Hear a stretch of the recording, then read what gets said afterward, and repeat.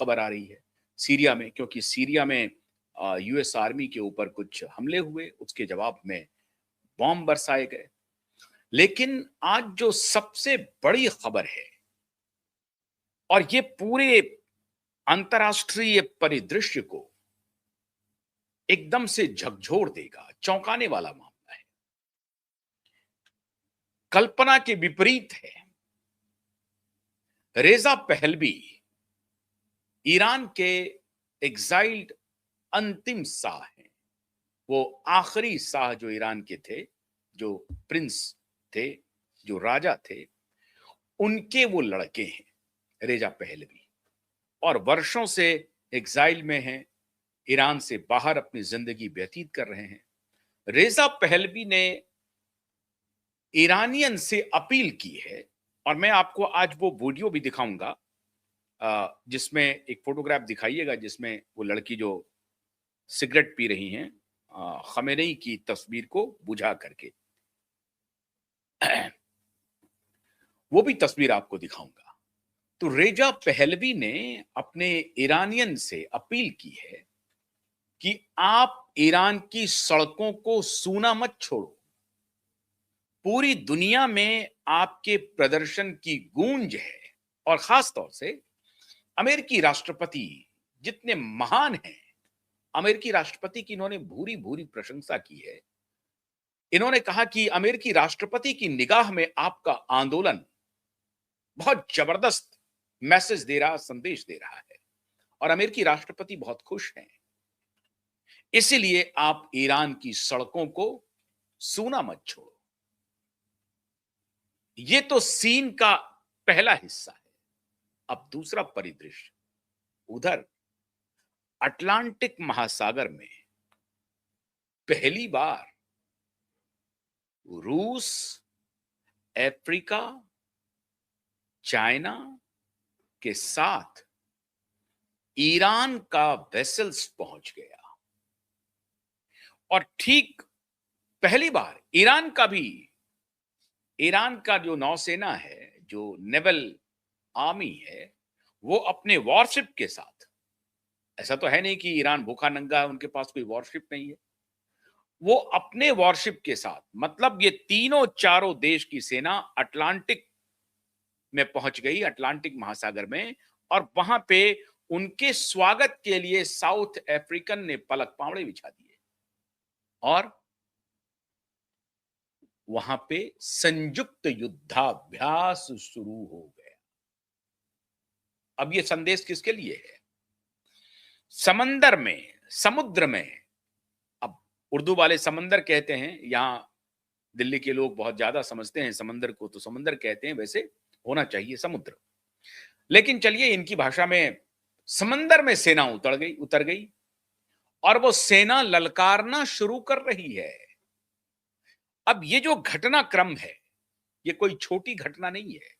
एक तरफ तो रेजा पहलवी ईरानियन को कह रहे हैं कि सड़क सूनी मत करना, और दूसरी तरफ खमेनेई का वॉरशिप रसिया, चाइना और साउथ अफ्रीका के साथ अटलांटिक महासागर में कैंप कर दिया, पहुंच गया। ये पहला गठजोड़ हो रहा है।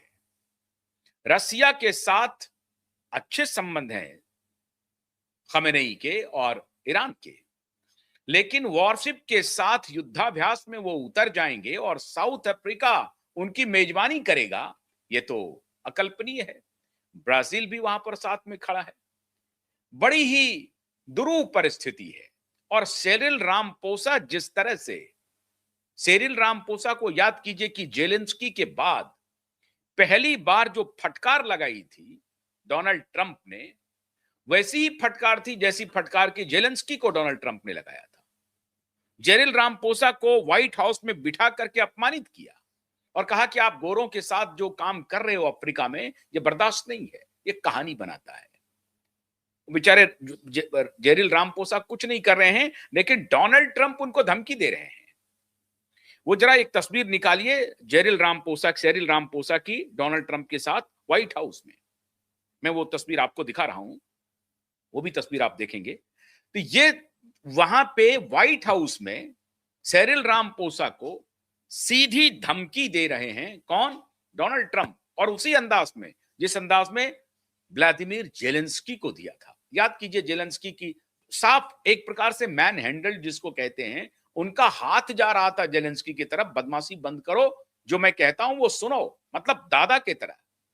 वही काम किया था सेरिल रामपोसा के साथ कि आप गोरों के साथ मतभेद बदमाशी कर रहे हो, इसको जितना जल्दी होता है इसको रोक लो। ये देखिए, इस तरह से वो धमकी दे रहे हैं सेरिल रामपोसा को, और वो दिखा रहे हैं प्रेस के सामने, और बेचारा उसकी घिग्गी बंधी हुई है ट्रंप के सामने, प्रेस के सामने अपमानित किया। तो साउथ अफ्रीका को पता, और इसीलिए साउथ अफ्रीका में जब पिछले दिनों G20 की बैठक हुई, तो यही कहते हुए डोनाल्ड ट्रंप ने G20 की बैठक में जाने से मना कर दिया कि आप वहां पर गोरों के साथ मतभेद कर रहे हो, उनके साथ गलत व्यवहार कर रहे हो, ये ठीक नहीं है और हम ये बर्दाश्त नहीं करेंगे। ये एक बहाना लिया और G20 को उन्होंने रिजेक्ट किया। असल बात यह थी कि G20 में उनको पता चल गया था कि मोदी भी आएंगे यहां पर, और उसके पहले मोदी ने 2 मुलाकात को बाईपास किया था। मतलब कुआलालंपुर में जब डोनाल्ड ट्रंप ने बुलाया, मोदी नहीं गए, और शर्म अल शेख में जब मोदी को बुलाया, मोदी नहीं गए। उसके बाद से ही डोनाल्ड ट्रंप चिढ़ा हुआ है कि हमारे आमंत्रण को तीसरी दफा उन्होंने मना किया। जब पहली दफा वो कनाडा से लौट रहे थे तो उन्होंने कहा कि वो मौलाना मुनीर को बिठा करके रखा था और कहा कि जा रहे हैं तो आप मिलते जाइए, लेकिन मोदी को पता था कि यह मौलाना मुनीर को वहां पर बिठा के रखा है, हमसे कोई बातचीत कराएगा, इनको नोबेल प्राइज चाहिए। तो नोबेल प्राइज के लिए लगातार बोल रहा है कि हमने 8 वॉर रुकवा दिए हैं, 10 वॉर रुकवा दिए हैं, लेकिन इसकी कोई सुन नहीं रहा है। अभी जो आखिरी पोस्ट आया है, एक पोस्ट निकाली है अभी डोनाल्ड ट्रंप का, जिसमें यूरोपियन यूनियन के बारे में जो वो कह रहा है। खैर, मैं उसका लबोलुआब आपको बताता हूं। तो सेरिल रामपोसा को धमकी, और उसके बाद ब्राजील में भी खेल चल रहा है। ब्राजील के लूला ने जेर बोल्सोनारो जो वहां अपोजिशन का नेता है, उसको 27 साल की सजा हो गई है। ये जेर बोल्सोनारो को लूला ने अभी 2 दिन पहले, वहां के कांग्रेस ने इनकी सजा को 2 साल करने का प्रस्ताव लाया। लूला बीइंग ए प्रेसिडेंट प्रस्ताव पर वीटो कर दिया और कहा कि नहीं, ये 27 साल की सजा भुगतेंगे। जेर बोल्सोनारो किसके आदमी है? जेर बोल्सोनारो ट्रंप के आदमी है। लूला इसके खिलाफत में खड़ा है। तो ट्रंप चाहते हैं कि जेर बोल्सोनारो को किसी प्रकार से ब्राजील में सत्ता सौंपी जाए, लेकिन जेर बोल्सोनारो के खिलाफ तो लूला ने ऑलरेडी मोर्चा खोला हुआ है, उसे ऑलरेडी जेल भेज दिया है। तो उधर सेरिल रामपोसा और जेर लूला, ये सभी ट्रंप के खिलाफ खड़े हैं, और ब्राजील में भी इन्होंने अपना एक प्यादा तैयार करके रखा है जो ट्रंप समर्थक माने जाते हैं, राइट विंगर, फार राइट नेता हैं ये। जेर बोल्सोनारो फार राइट के नेता हैं, लेकिन वो अभी जेल में हैं। लूला